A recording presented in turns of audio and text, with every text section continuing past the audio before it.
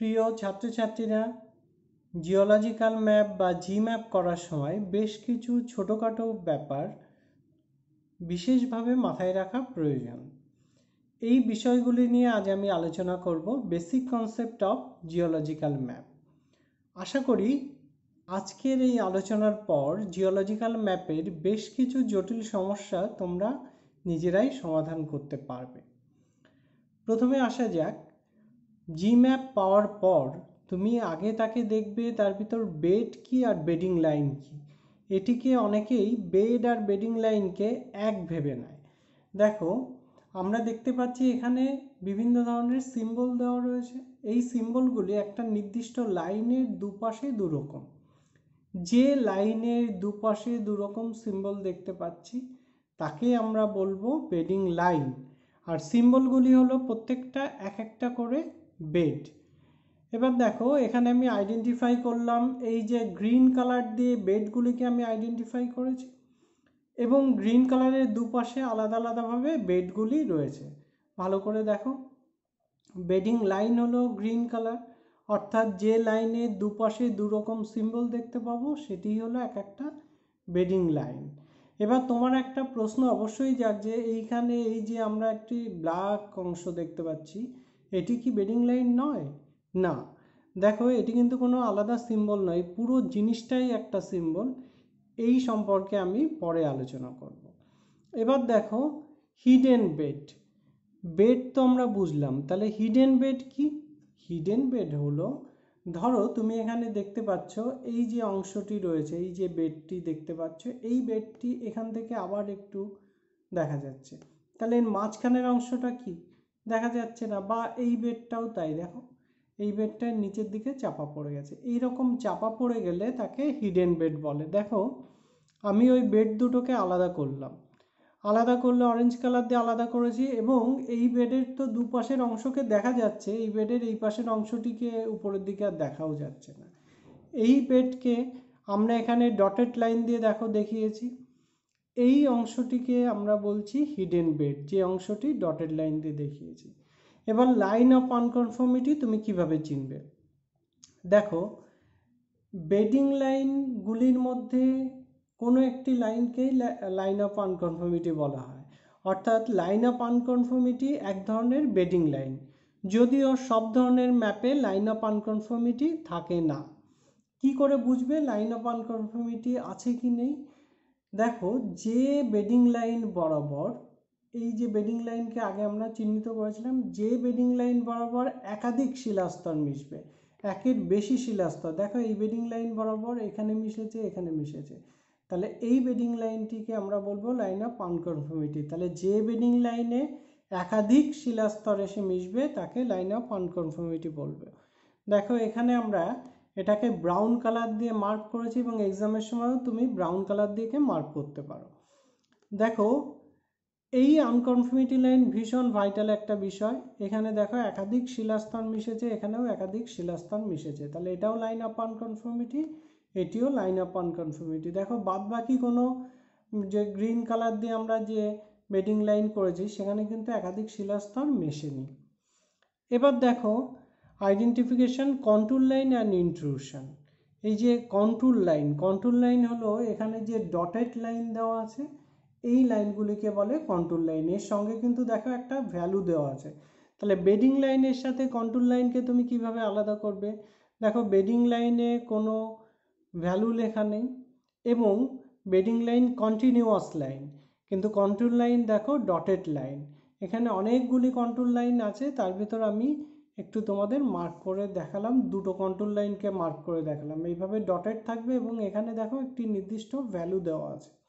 আর intrusion হলো এরকম, দেখো শিলাস্তরের মধ্যে হঠাৎ করে শিলাস্তরের সাথে কোনো বিন্যাসের সাথে কোনো মিল নেই, দেখো আলাদাভাবে কিছু অংশ এরকম ব্ল্যাকভাবে থাকবে, একে বলা হয় ইন্ট্রুশন। দেখো এখানে লেখা আছে ইগনিয়াস ইন্ট্রুশন। সবসময় যে লিজেন্ডে এটি বলা থাকবে সেটি নাও হতে পারে, তাই একে দেখেও আমাদের আইডেন্টিফাই করতে হতে পারে। এবার দেখো, ইন্ট্রুশন সবসময় যে এরকম সোজা লাইনে থাকবে তা নাও হতে পারে। দেখো এরকম অবিন্যস্তভাবে, এরকম জিওভার মতো একটি অংশ এরকমভাবেও কিন্তু থাকতে পারে। এই ধরনের ইন্ট্রুশন তুমি এবার কিভাবে বুঝবে? তোমাদের মনে প্রশ্ন জাগবে, এই ইন্ট্রুশনটাকে আমরা বুঝতে পারবো কিন্তু একে কিভাবে বুঝবো? দেখো, এই ক্ষেত্রে কিন্তু তোমাকে দেখতে হবে যে এর সঙ্গে বাদবাকি শিলাস্তরগুলির কারো কোনো মিল নেই। প্রত্যেকটি শিলাস্তরের উপরে, যেমন এখানে ধরো এই শিলাস্তরের সাথে তার পরের নিচে শিলাস্তরের কিছুটা মিল আছে, কিন্তু এখানে দেখো এর সঙ্গে কারো কোনো মিল নেই এবং এর বিন্যাসটা কেমন যেন একটু অবিন্যস্তভাবে রয়েছে। যদি ইন্ডেক্সের ভেতর লেখা না থাকে তাহলে তোমাকে এইভাবে দেখে বুঝে নিতে হবে। আর ইন্ডেক্সের ভিতর দেখবে সবসময় ইন্ট্রুশন শব্দটা নাও থাকতে পারে, কোনো একটা ইগনিয়াস রকের নাম দিয়েও কিন্তু থাকতে পারে। সেক্ষেত্রে তোমাকে জানতে হবে যে কোন কোন ইগনিয়াস রক কি নামে পরিচিত, অর্থাৎ কোনটা ব্যাসাল্ট নাকি অন্য কিছু নাম রয়েছে, সেটা দেখে নিয়ে তোমাকে ইন্ট্রুশনকে আইডেন্টিফাই করে নিতে হবে। এবার দেখো আউটক্রপ কি, ধরো বিভিন্ন শিলাস্তর উপর থেকে চারপাশ থেকে ক্ষয় হয়ে গেল, ক্ষয় হয়ে এরকম একটা অংশ থেকে গেল, একে বলে আউটক্রপ। এরকম গোল গোল অংশ, একে কিন্তু শুধুমাত্র আউটক্রপ বলে না, ক্যাপ রকও বলে। যেহেতু ক্যাপের মতো দেখতে, তাই রক দিয়ে তৈরি ক্যাপ, এই জন্য একে ক্যাপ রক বলে। এই অংশটি অন্যান্য শিলাস্তরের উপর এরকম টুপির মতো ভাবে থাকে। অনেক সময় ইনক্রপও একটি অংশ থাকে। ইনক্রপ বলতে, দেখো আউটক্রপটি ভালো করে লক্ষ্য করো, চারপাশের যে উচ্চতা তার থেকে কিন্তু আউটক্রপ যে অংশটি তার উচ্চতা বেশি, কিন্তু ইনক্রপের ক্ষেত্রে ঠিক এর উল্টো ব্যাপারটি ঘটবে, অর্থাৎ চারপাশের থেকে ওই উচ্চতাটাই কম হবে। এবার দেখো, আমরা এখানে আউটক্রপকে মার্ক করে দেখালাম, আশা করি বুঝতে পারছো আউটক্রপ কি। এবার আমাদের রিভার ভ্যালি বুঝতে হবে। রিভার ভ্যালি বোঝার সময় এখানে দেখো, যেখানে ভি শেপের কন্টুর থাকবে, এই ভিগুলির মাথা যদি যোগ করে দাও তাহলে আমরা রিভার ভ্যালি পেয়ে যাব। দেখো কন্টুরগুলি যে যে জায়গায় ভি শেপ, আমি সেইগুলোকে সব জয়েন করে দিয়েছি। ভিগুলিকে জয়েন করলেই কিন্তু একটা রিভার মতো পাচ্ছ।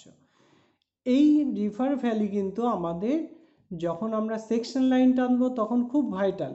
রিভার ভ্যালির জায়গাতে একটু সেকশন লাইনকে ডাউন করে দিতে হয়।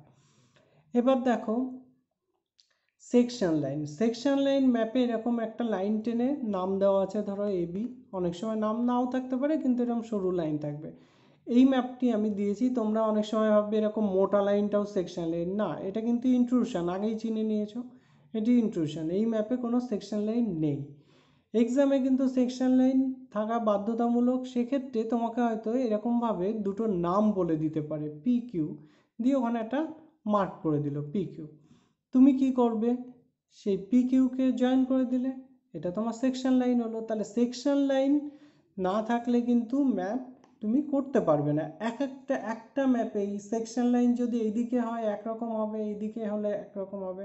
ম্যাপের কোন জায়গা থেকে তুমি সেকশন লাইন টেনেছো তার উপর ডিপেন্ড করবে ম্যাপটি কেমন হবে, ক্রস সেকশনাল এরিয়া কেমন হবে। এবার দেখো, আমাকে এবার সিরিজ আর স্ট্রাকচার চিনতে হবে। সিরিজ বলতে আমরা কি বুঝি, আলাদা ভূতাত্ত্বিক যুগ।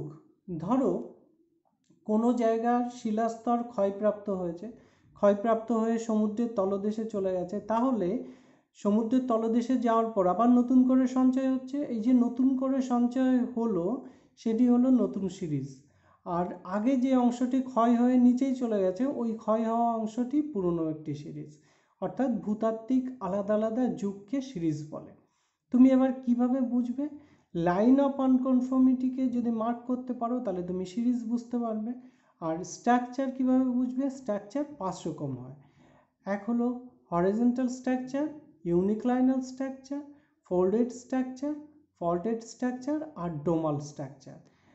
এবার আমাদের সিলেবাসে হরিজন্টাল স্ট্রাকচার, ইউনিক্লাইনাল স্ট্রাকচার আর ফোল্ডেড স্ট্রাকচার বলা আছে। আমরা বাকি স্ট্রাকচারগুলি নিয়ে পরবর্তীতে আলোচনা করব। আজ আমি এই 3টি স্ট্রাকচার নিয়ে বিশেষভাবে আলোচনা করব। এবার দেখো, তুমি যখনই কোনো ম্যাপ পাবে তাহলে তোমাকে সিরিজ বা স্ট্রাকচার চিনতে গেলে আগেই ম্যাপে কি দেখতে হবে, ম্যাপে দেখতে হবে যে ওখানে কোনো লাইন অফ আনকনফর্মিটি আছে কি না।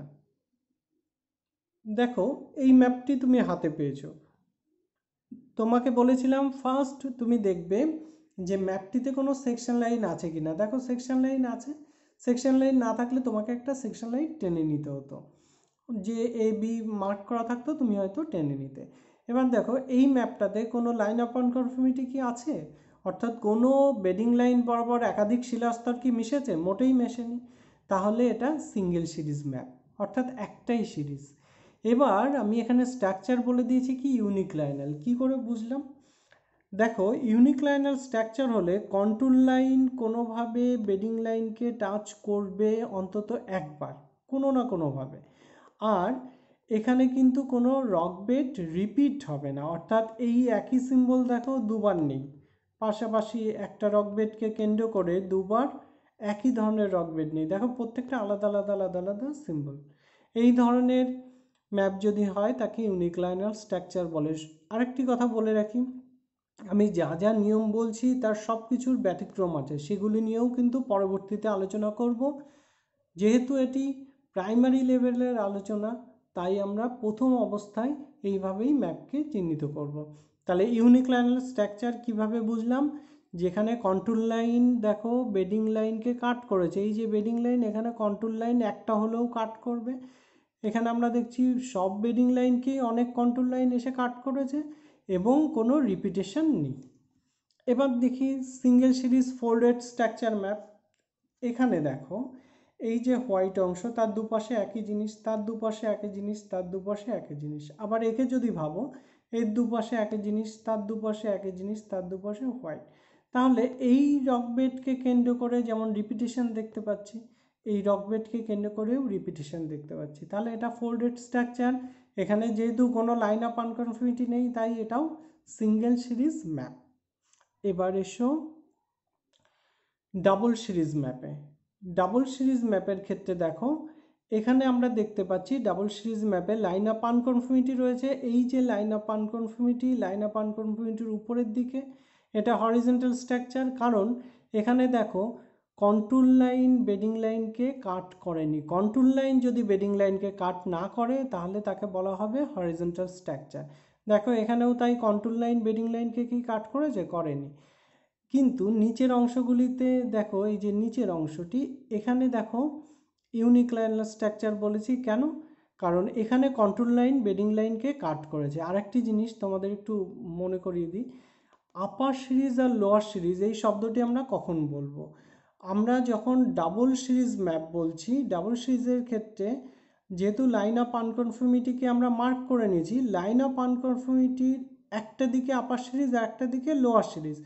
যে দিকের উচ্চতা বেশি, দেখো এখানকার উচ্চতা কত, 1900 এরকম দেখতে পাচ্ছি, আর এই দিকের উচ্চতা কম। যেদিকের উচ্চতা বেশি তাকে আমরা আপার সিরিজ বলবো, যেখানকার উচ্চতা কম লোয়ার সিরিজ। আরেকটি জিনিস দেখেও বোঝা যায়, দেখো এই রকবেডগুলি এই আপার সিরিজের নিচে চাপা পড়ে আছে। এটা অনেক সময় তোমরা বুঝে উঠতে পারো না, সেক্ষেত্রে আমি বলছি এখানে কন্ট্যুরের ভ্যালুগুলি তোমরা দেখো। এবার ডাবল সিরিজ হরিজন্টাল আর ফোল্ডেড স্ট্রাকচার কিভাবে বুঝবো? দেখো হরিজন্টালের ক্ষেত্রে এখানে আমরা দেখতে পাচ্ছি এই যে অংশটি রয়েছে, এখানে কন্ট্রোল লাইন বেডিং লাইনকে কাট করেনি, তাহলে এটা হরিজন্টাল। আর নিচের দিকে দেখতে পাচ্ছি কন্ট্রোল লাইন বেডিং লাইনকে কাট করেছে এবং এখানে রিপিটেশন, দেখো একে কেন্দ্র করে দুপাশে দুটো, আবার একে কেন্দ্র করে দুপাশে দুটো, সেম জিনিস দেখতে পাচ্ছি। তাহলে এখানে upper series horizontal, lower series folded. এবার দেখো ডাবল সিরিজের ক্ষেত্রে আমরা ইউনিক্লাইনাল এবং ফোল্ডেডকে দেখছি। এর আগে আমরা হরাইজন্টালের সাথে একবার ইউনিক্লাইনালকে দেখেছি, হরাইজন্টালের সাথে ফোল্ডেডকে দেখেছি। এবার দেখব ইউনিক্লাইনাল ফোল্ডেড। দেখো আমরা লাইন অফ আনকনফর্মিটি আগে মার্ক করে নিয়েছি, নেওয়ার পর এবার দেখছি এই যে অংশটা, এখানে দেখো রিপিটেশন নেই, যদিও মনে হচ্ছে এইটা আর এইটা একই রকম, কিন্তু এখানে দেখো এই দুটোকে আলাদা আলাদাভাবে দেখানো হয়েছে। তাই এখানে কোনো রিপিটেশন না থাকার জন্য এটা কি হবে? ইউনিক্লাইনাল। এর নিচের অংশটা দেখো, যেটা চাপা পড়ে আছে, দেখো এই যে তিনটে বিন্দু, তার দুপাশে দুটো কিন্তু একই রকম দেখতে পাচ্ছি রকবেল। তাহলে এটা রিপিটেশন হয়েছে, তার দুপাশে হোয়াইট একই রকম রিপিটেশন হয়েছে, তাহলে এটা হলো ফোল্ডেড স্ট্রাকচার। রিপিটেশন আছে মানেই ফোল্ডেড স্ট্রাকচার। এবার আমরা আসবো মাল্টি সিরিজ ম্যাপ। এই মাল্টি সিরিজের মধ্যে হরিজন্টাল আছে, ইউনিক্লাইনাল আছে, ফোল্ডেড আছে। এমনও হতে পারে দুটো ইউনিক্লাইনাল একটা ফোল্ডেড, এরকমও পেতে পারো, বা একটা হরিজন্টাল দুটি ইউনিক্লাইনাল, সেরকমও পেতে পারো। এবার দেখি এই ম্যাপটার ক্ষেত্রে আমরা আগে বলেছিলাম লাইন অফ আনকনফর্মিটি আমাকে মার্ক করতে হবে যে কোনো ম্যাপে। এখানে লাইন অফ আনকনফর্মিটি মার্ক করলাম। দেখো এই আউটক্রপটা একটা লাইন অফ আনকনফর্মিটি, কারণ এর ভিতর অনেক শিলাস্তর এসে মিশেছে। এবার এই একটা লাইন অফ আনকনফর্মিটি, কারণ এখানেও অনেক শিলাস্তর এসে মিশেছে। এখানে দেখো আরও একটি লাইন অফ আনকনফর্মিটি পেলাম, কারণ এখানেও দেখো একাধিক শিলাস্তর মিশেছে, তাহলে তিনখানা লাইন অফ আনকনফর্মিটি। এবং এর আগে যে বললাম ব্যতিক্রম কিছু কিছু জিনিস আমরা পাবো, লাইন অফ আনকনফর্মিটিতেই দেখো এই ম্যাপেই একটি ব্যতিক্রম আমরা পাচ্ছি। এবং পরবর্তী ভিডিওগুলোতে আমি বলে রাখি প্রত্যেকটা ক্ষেত্রে আমি একটা করে ব্যতিক্রম বিষয় অন্ততপক্ষে আলোচনা করব, তাহলে তোমাদের সব বিষয়গুলি জানা হয়ে যাবে। দেখো এখানে এই যে লাইন অফ এই যে লাইনটা দেখতে পাচ্ছ বেডিং লাইন, এইটাও একটা লাইন অফ আনকনফর্মিটি। অথচ এখানে দেখো কোনো শিলাস্তর মেশেনি, অর্থাৎ এর বাইরে কিন্তু একটাই শিলাস্তর। এখানে যেমন অনেকগুলো শিলাস্তর, এর বাইরে একটাই শিলাস্তর, তাহলে আমার এই সূত্রটি খাটলো না। একে তুমি কিভাবে বুঝবে? দেখো এই লাইনের দুপাশেই দেখো কন্ট্রোল লাইন রয়েছে যা বেডিং লাইনকে কাট করেনি। এরকম যদি থাকে তাহলে বুঝতে হবে এটি হরিজন্টাল স্ট্রাকচার। তার নিচেই আবার কি রয়েছে? Unique liner structure. দেখো এই বেডিং লাইনে এসে আবার কন্ট্যুর কাট করেছে। এরকম যদি হয় তখন তোমাকে বুঝতে হবে যে এটা আলাদা সিরিজ। সেক্ষেত্রে একাধিক শিলাস্তর সবসময় নাও মিশতে পারে। দেখো এখানে একে আলাদা করে দিলাম। এবার আশা করি বুঝতে পারলে লাইন অফ আনকনফর্মিটি। এবার দেখো এই যে ম্যাপটা, এখানে দেখো আমরা এই যে উপরের অংশটা আগে বলেছিলাম আপার সিরিজ কিভাবে দেখবে, যার উচ্চতা বেশি। এখানে দেখো উচ্চতা বেশি, তাহলে এই আপার সিরিজ। এই মাঝখানের যে অংশটি এ আর এ কিন্তু একই রকম, এই মিডল সিরিজ, আর নিচের দিকে লোয়ার সিরিজ। এবার খুব ভালো করে দেখো আপার সিরিজে এই সিম্বল আর এই সিম্বল মিল আছে, এটা আর এটা মিল আছে, তার মানে এরা দুটো কোনো এক সঙ্গে একই সাথে ছিল।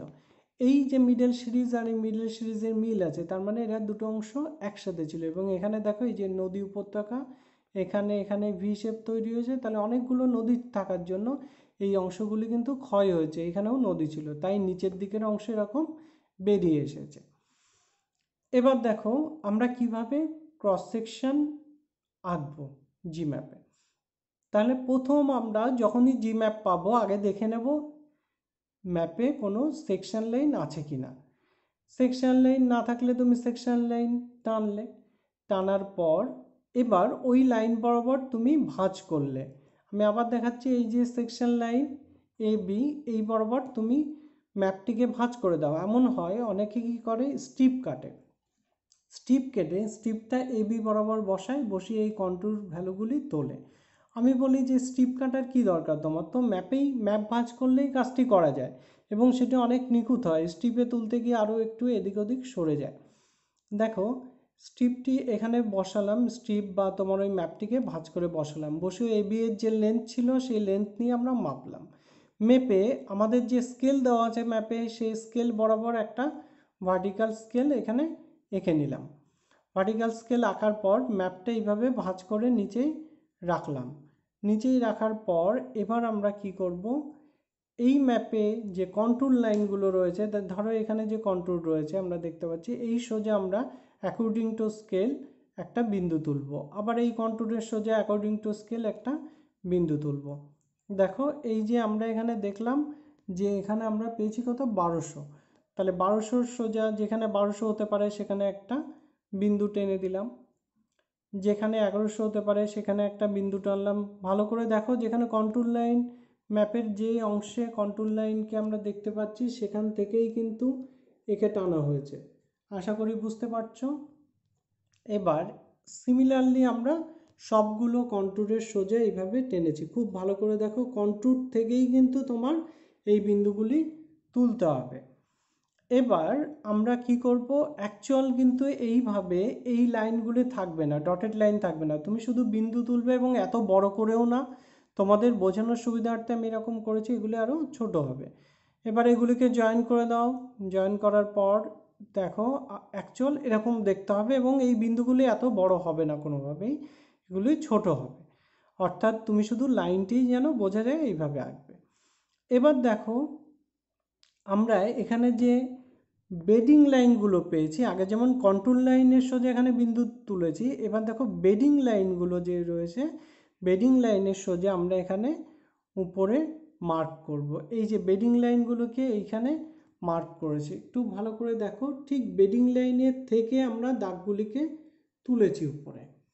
এই যে বেডিং লাইনের সোজা দাগগুলিকে আমরা উপরে তুললাম, অ্যাকচুয়াল দাগগুলিও এই অংশটি থাকবে, বাকি কিছু ভেতরে থাকবে না, কারণ আমাদের ভেতরের দিকে রক বেডগুলোকে আঁকতে হবে। তাই আমাদের এইটুকু সেকশন আঁকা কমপ্লিট হলো। যে কোনো ম্যাপে তার যে কটা খুশি সিরিজ থাকতে পারে। তুমি ম্যাপ পাওয়ার পর প্রথম কি করবে, ম্যাপে দেখো সেকশন লাইন আছে কি না, থাকার পর তুমি আগে এইভাবে একটা প্রোফাইল এঁকে নাও, কেননা শুধু প্রোফাইল আঁকার জন্যও কিন্তু একটা মার্কস বরাদ্দ থাকে। তাই তুমি জি ম্যাপে বাদ বাকি অংশ করতে না পারলেও অন্তত প্রোফাইলের নম্বরটুকু তুমি পেয়ে গেলে। পরীক্ষায় সময়ের অভাব বা কোনো কারণে যদি কমপ্লিট করতে না পারো, এটুকুর জন্যও কিছুটা মার্কস পাবে।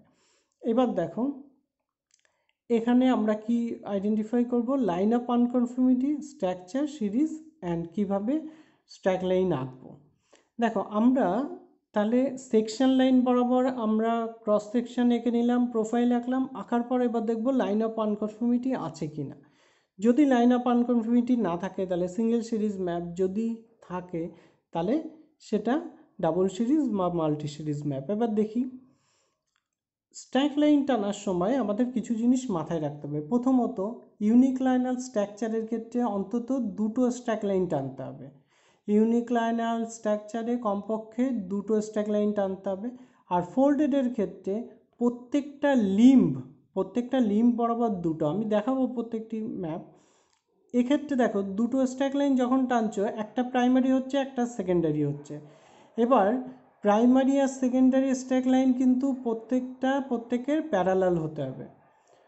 এবার দেখো প্রাইমারি স্ট্যাক লাইন কিন্তু তোমার মিনিমাম দুটো পয়েন্টে কন্ট্রোল লাইন মিট করতে হবে। অর্থাৎ তোমার যে জায়গায় বেডিং লাইন রয়েছে, একই বেডিং লাইনের উপর একই কন্ট্যুর মিনিমাম দুবার কাট করবে এবং সবচেয়ে দূরে যে জায়গায় কাট করেছে তাকে আমরা ধরবো।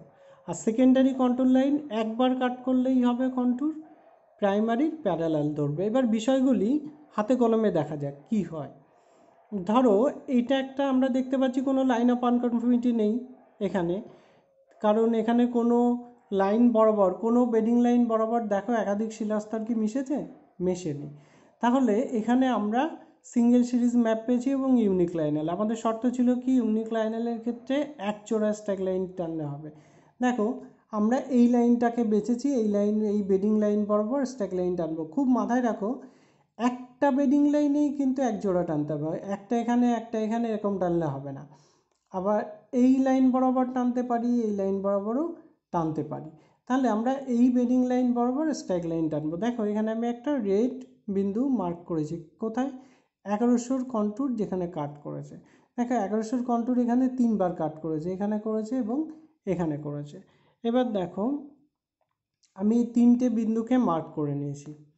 3টে বিন্দুকে যে মার্ক করলাম, এখানে দেখো মিডলেরটাকে আমি অ্যারো দিয়ে দেখিয়েছি, কারণ আমাদের কন্ডিশন ছিল কি, যে সব থেকে দূরের দুটো বিন্দুকে আমরা জয়েন করব। তাই মাঝখানের যে বিন্দুটি আছে ওকে আমরা কনসিডার করছি না। দেখো সবচেয়ে দূরের যে বিন্দু দুটি, একেই আমরা অ্যাকচুয়াল মার্ক করব পরীক্ষাতে, কারণ এটা করলে আপনি মিডলেরগুলো এসে যায় এবং যদি একটু এদিক ওদিক সরেও যায়, ম্যাপ করতে আমাদের সুবিধা হয় দূরের বিন্দুগুলো দিয়ে। এবার দেখো এই বিন্দু দুটো যোগ করলাম, যোগ করলে দেখো তুমি পরের বার থার্ড বিন্দুটা এমনিই এসে গেছে। আবার দেখাচ্ছি, দেখো এই দুটো বিন্দু যোগ করেছি, দেখো থার্ড বিন্দু এমনিতেই তোমার এখানে এসে গেল। এবার আমরা কি করব, এই যে বেডিং লাইনটা, এর উপর আর একটা স্ট্যাক লাইন টানবে। এটা তাহলে আমাদের কি হলো, প্রাইমারি স্ট্যাক লাইন। এর ভ্যালুটা তুমি লিখে দিতে পারো 1100 এখানে। এবার এর সমান্তরালে এখানে একটা সেকেন্ডারি স্ট্যাক লাইন টানতে হবে। দেখো নিয়ম হলো, এখানে আমরা 1100 যেহেতু টেনেছি, তাহলে এখানে 1000 অথবা 1200, অর্থাৎ আগের বা পরের কন্ট্রোল লাইন এখানে কাট করেছি কিনা দেখো।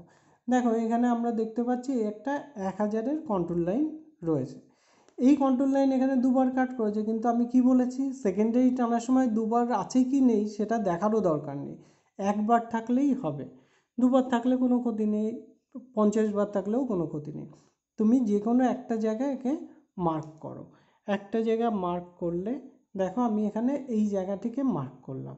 মার্ক করে এবার তুমি এখানে একটা সেট স্কোয়ার নাও, সেট স্কোয়ার নিয়ে এই জায়গাটা এর সমান্তরাল করে আর একটা স্ট্রাইক লাইন টানো। দেখো আমি লিখে দিয়েছি সেকেন্ডারি 1000, প্রাইমারি 1100। তাহলে এই লাইনের বরাবর এই বিন্দুর বেসিসে আমি এখানে একটা সেকেন্ডারি টেনেছি এবং দেখো এই জয়েন করলে এই দুটো জায়গা প্রায় এক জায়গায় এসছে। অনেক সময় এটা সরে যায়, কারণ যেহেতু এই ম্যাপগুলি হাতে আঁকা হয়ে থাকে তাই কন্ট্রোলগুলি সবসময় ঠিক থাকে না। কিন্তু আমাদের স্ট্রাইক লাইন কিন্তু কোনোভাবে প্যারালাল না হলে হবে না, তাই আমরা প্রাইমারি স্ট্রাইক লাইন টানার পর সেকেন্ডারি সবসময় আমরা সেট স্কোয়ার দিয়ে টানবো, না হলে তুমি ম্যাপ মেলাতে পারবে না। এবার দেখো single series map folded structure, কিভাবে তুমি স্ট্রাইক লাইন টানবে। স্ট্রাইক লাইন টানার সময় এখানে আগে তুমি লিম্বকে আলাদা করো। দেখো এটা একটা লিম্ব, যেহেতু এর এই পাশে রিপিটেশন আছে, এটা একটা লিম্ব, এটা একটা লিম্ব। তাহলে আমরা লিম্বগুলোকে আলাদা আলাদাভাবে দেখাই। দেখো এই অংশটা একটা আলাদা লিম্ব। এবার আমরা দেখাচ্ছি এই পাশের দিকে আর একটা লিম্ব পেয়েছি। তাহলে তিনটে লিম্ব পেলাম। এই লিম্বগুলির প্রত্যেকটার উপর এক জোড়া করে স্ট্রাইক লাইন টানবো। এবার দেখো প্রথম আমি এই লিম্বের উপর স্ট্রাইক লাইন টানবো। তাহলে এই লিম্বের উপর যে কোনো একটা তুমি রক বেডকে বাছাই করে নাও। আমি এখানে এই রক বেডকে বাছাই করেছি। এখানে দেখো এই দুটো সেম বিন্দু, এখানে 500, এটাও 500, এখানে আর একটা 500 ছিল, কিন্তু আমরা দূরের দুটোকে নিয়েছি। নেওয়ার পর এবার এটাকে দেখো যোগ করে দিয়ে একটা স্ট্রাইক লাইন টানলাম। এবার তাহলে এই বেডিং লাইনের উপরেই আর একটা টানতে হবে। তাহলে কোথায় টানবো? এই 600 বরাবর। এখানে ধরো আমরা আর একটা টেনে দিলাম, আর একটা 600কে মার্ক করলাম, করে এর প্যারালাল করে আবার আমরা সেকেন্ডারি টানলাম। এখানে লিখে দিয়েছি 500p আর এটা এস। এবার আমাদের এর উপর টানতে হবে। এর উপর আমরা যে কোনো একটা বেডিং লাইন বরাবর টানি, দেখি। দেখো এখানে আমরা এই বেডিং লাইনের উপর দুটো স্ট্রাইক লাইন টেনেছি, একটা হলো এখানে 500 আর একটা 400। এবার আমরা এই পাশের দিকে যেটা রয়েছে এখানে টানবো। এখানে দেখো এই বেডিং লাইন বরাবর আমরা প্রাইমারি সেকেন্ডারি স্ট্রাইক লাইন টেনেছি। তাহলে আমরা 3 জোড়া স্ট্রাইক লাইন পেলাম। কেন? তিনটে যেহেতু এখানে লিম্ব রয়েছে। আশা করি ফোল্ডেড স্ট্রাকচারের স্ট্রাইক লাইন টানা তোমরা বুঝতে পারলে, যতগুলি লিম্ব তত জোড়া স্ট্রাইক লাইন। এবার দেখো মাল্টি সিরিজ ম্যাপের ক্ষেত্রে কি করবে। মাল্টি সিরিজ ম্যাপের ক্ষেত্রে আগে তুমি লাইন অফ আনকনফর্মিটিগুলো মার্ক করে নিয়েছো, করার পর এবার দেখে নাও কে আপার সিরিজ। এখানে এটা আপার সিরিজ। আপার সিরিজের ক্ষেত্রে দেখো এখানে কিন্তু যেহেতু কন্ট্রোল লাইন বেডিং লাইন দিয়ে কাট করেনি, তাই এখানে কোনো স্ট্রাইক লাইন হবে না। অর্থাৎ হরিজন্টাল স্ট্রাকচারে কখনো স্ট্রাইক লাইন টানা যায় না, এটা মাথায় নিয়ে নেবে। হরিজন্টাল থাকলে তুমি স্ট্রাইক লাইন টানার চেষ্টাই করবে না, কারণ কন্ট্রোল লাইন কাট না করলে তো স্ট্রাইক লাইন টানা যায় না। এবার দেখো মিডল সিরিজের ক্ষেত্রে আমরা দেখতে পাচ্ছি আমার এখানে দুটোই মিডল সিরিজ। তাহলে এখানে আমাকে স্ট্রাইক লাইন টানতে গেলে একটা জিনিস মাথায় রাখতে হবে, তুমি এইভাবে টানতেই পারো। এই 800 আর এখানে কোনো জায়গায় ধরো 800 কাট করেছে, বা এখানকার 900-র সাথে এখানে কোনো একটা জায়গায় 900 কাট করেছে, কিন্তু তোমাকে দেখতে হবে যে তুমি স্ট্রাইক লাইন টানলে সেটা যেন সেকশন লাইনের উপরে থাকে। সেকশন লাইনের উপরে না আসলে কিন্তু স্ট্রাইক লাইন টেনে কোনো লাভ নেই। এবার এমন হতে পারে সেকশন লাইন থেকে একটু দূরে, ধরো এই সেকশন লাইনটা একটু বাড়িয়ে দিয়ে এদিকে বা এদিকে, সেখানে গিয়ে তোমার স্ট্রাইক লাইন মিট করতেই পারে, তাহলেও ঠিক আছে। আর যদি ম্যাপটার ভেতর এসে সেকশন লাইনের উপর মিট করে খুবই ভালো। এবার দেখো এক্ষেত্রে আমরা এই যে 800, এখানে 800 আর এখানকার 800 নিতে পারি। কেন? এই বেডিং লাইন আর এই বেডিং লাইন বেসিক্যালি তো একই, কারণ এরা ক্ষয় পেয়ে এরকম আলাদা হয়েছে, সেটা তোমাকে বুঝতে হবে। এবার এই বেডিং লাইনের উপর আমরা দেখো এই তিনটেকে আমি এখানে তিনটে বিন্দু দিয়ে মার্ক করেছি। মার্ক করে এবার এদেরকে আমি জয়েন করলাম। তাহলে প্রাইমারি স্ট্রাইক লাইন পেলাম এবং দেখো এই সেকশন লাইনের উপর কাট করলো। এবার আমি সেকেন্ডারি টানার জন্য দেখো এখানে একটা বিন্দু করে নিয়েছি। এই যে বিন্দুটা এটা 900, আমি এখন এই 900কে 800-র প্যারালাল টেনে দিলাম। তাহলে আমি দুটো স্ট্রাইক লাইন পেয়ে গেলাম। এবার আমি কি করতে পারি, আমার লোয়ার সিরিজের ক্ষেত্রে কি করতে হবে। দেখো যেহেতু এটা ইউনিক্লাইনাল স্ট্রাকচার ছিল, তাই আমাকে এখানে দুটো স্ট্রাইক লাইন টানতে হয়েছে মিডল সিরিজে। লোয়ার সিরিজটা কি? লোয়ার সিরিজ এখানে রয়েছে ফোল্ডেড স্ট্রাকচার, যেহেতু এটা ফোল্ডেড স্ট্রাকচার রয়েছে, তাই এই ক্ষেত্রে আমাকে কি করতে হবে, এই লিম্বের জন্য এক জোড়া, এই লিম্বের জন্য এক জোড়া, এই লিম্বের জন্য এক জোড়া টানতে হবে। তাহলে আমরা লোয়ার সিরিজে দেখি কি করা যায়। এবার দেখো লোয়ার সিরিজে আমি এখানে এই লিম্বের জন্য এখানে একটা টেনেছি P600 এই বাহুটার উপর, টানার পর এবার ওর সমান্তরাল করে ওখানে একটা সেকেন্ডারি টানলাম। দেখো এখানে 500 একটা সমান্তরাল করে দিয়েছি। দেওয়ার পর এবার আমরা সিমিলারলি কি করব, এই দিকে এক জোড়া টানলাম। দেখো এখানে আমরা টেনেছি আর এখানে টেনেছি। এবার আমরা কি করব, এই পাশের দিকে আরও দুটো এখানে টানলাম। এই দেখো এটা 700, এটা 800, একটা প্রাইমারি একটা সেকেন্ডারি। তাহলে আমরা এখানে অনেকগুলি স্ট্রাইক লাইন পেলাম। মিডল সিরিজের জন্য এই যে ভায়োলেট কালার দিয়ে দেখতে পাচ্ছ, আর লোয়ার সিরিজের ক্ষেত্রে 3 জোড়া পেয়েছি আলাদা আলাদা। এই এতগুলি স্ট্রাইক লাইন নিয়ে আমাদের কাজ করতে হবে। এবার তোমাদের হয়তো অনেকের ভয় লেগে যাচ্ছে যে এতগুলো স্ট্রাইক লাইন দিয়ে কিভাবে কাজ করব। আমরা পরে সেই বিষয়গুলি নিয়ে আলোচনা করব পরের ম্যাপগুলিতে। আশা করি তোমরা স্ট্রাইক লাইন টানার পদ্ধতিটি বুঝতে পারলে, যে কিভাবে তুমি টানবে, কখন স্ট্রাইক লাইন কিভাবে টানবে। হিডেন বেডের ক্ষেত্রে কিন্তু আলাদা পদ্ধতি রয়েছে, সেগুলিও পরে আলোচনা করব। তাহলে জি ম্যাপ পাওয়ার পর আমাদের প্রথম কাজ ছিল সেকশন লাইন এঁকে নেওয়া। সেকশন লাইন বরাবর আমরা একটা ক্রস সেকশন, ক্রস প্রোফাইল এঁকে নিলাম। ক্রস প্রোফাইল আঁকার পর তারপর আমরা কি করব, বেডিং লাইনগুলিকে উপরে তুললাম। বেডিং লাইনগুলিকে উপরে তোলার পর এবার আমাকে দেখতে হবে ম্যাপটা কটা সিরিজ, সিঙ্গেল সিরিজ নাকি ডাবল সিরিজ নাকি মাল্টি সিরিজ। যে কটা সিরিজ হবে সেটা আমরা কিভাবে বুঝবো, লাইন অফ আনকনফর্মিটিকে মার্ক করে। লাইন অফ আনকনফর্মিটি মার্ক করার পর এবার আমরা কি করব, দেখব কটা সিরিজ, এবং সেখানে হরিজন্টাল থাকলে আমার কোনো স্ট্যাক লাইন টানতে হবে না। যদি সেখানে ইউনিক্লাইনাল থাকে অ্যাটলিস্ট এক জোড়া স্ট্যাক লাইন টানবো, এবং যদি ফোল্ডেড থাকে তাহলে যতগুলি লিম্ব আছে তত জোড়া স্ট্যাক লাইন টানবো। এরপর আমরা দেখাবো কিভাবে আমরা ওই যে ক্রস সেকশন করেছিলাম তার ভেতর কিভাবে আমরা বেডিং লাইনগুলোকে দিয়ে আমরা শিলাস্তরগুলিকে দেখাবো। আমরা এর পরের ভিডিওগুলোতে এক একটা করে map, single series horizontal, single series folded, double series যেভাবে আমি দেখাচ্ছিলাম ওইভাবে, বা মাল্টি সিরিজ, এইভাবে এক একটা ধরনের ম্যাপ নিয়ে আলোচনা করব, এবং কিভাবে সেই কাজটি করা যায় সেটি নিয়ে বিস্তারিত আলোচনা করব। তোমরা দেখতে থাকো, এবং চ্যানেলটি যদি সাবস্ক্রাইব না করে থাকো এখনই সাবস্ক্রাইব করো। পরে আমি যত ধরনের জিওলজিক্যাল ম্যাপের প্রবলেম আছে সব নিয়ে আলোচনা করব। এবং মাথায় রেখো, তোমরা প্রত্যেকটি ম্যাপ যতগুলি বাড়িতে রয়েছে সবগুলি ম্যাপ নিয়ে আগে এইটুকু কাজ অন্তত করে রাখো, যে ম্যাপগুলিতে সেকশন লাইন টানা যায় কিনা দেখে নাও, এবং প্রত্যেকটা ম্যাপের প্রোফাইলটা এঁকে নাও। প্রোফাইল আঁকা তো সহজ, সব ম্যাপের ক্ষেত্রেই একই নিয়মে প্রোফাইল আঁকবে, এবং প্রত্যেকটা ম্যাপে লাইন অফ আনকনফর্মিটিকে মার্ক করে নাও। তারপর পরের ভিডিও দেখে তোমরা কিভাবে ভেতরের অংশগুলি করবে সেটি ঠিক করে নেবে। সবাইকে অসংখ্য ধন্যবাদ।